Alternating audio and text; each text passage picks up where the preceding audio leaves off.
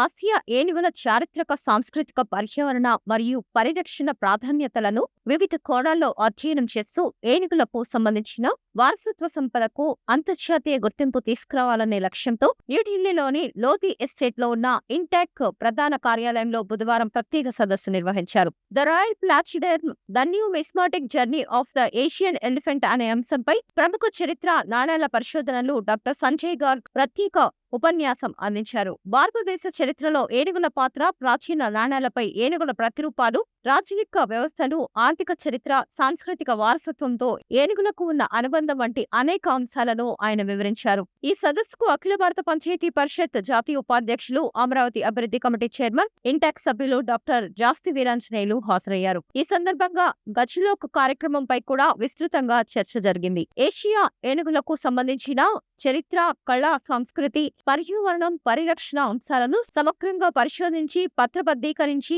వాటికి అంతర్జాతీయ స్థాయిలో గుర్తింపు తీసుకురావడానికి గజలోక్ కార్యక్రమం దోహదపడుతుందని నిర్వాహకులు తెలిపారు.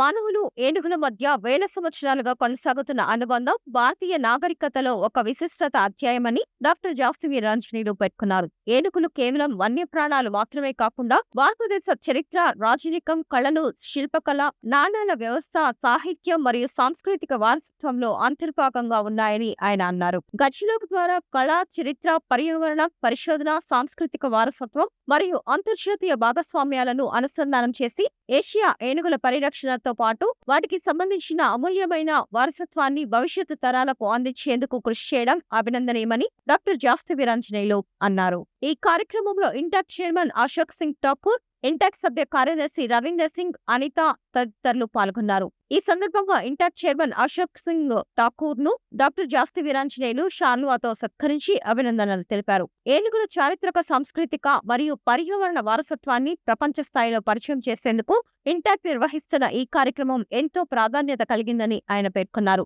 గజలోక్ కార్యక్రమం ద్వారా ఏనుగులతో ముడిపడి ఉన్న భారతీయ వారసత్వానికి ప్రపంచవ్యాప్తంగా మరింత గుర్తింపు లభించాలని ఆకాంక్షించారు.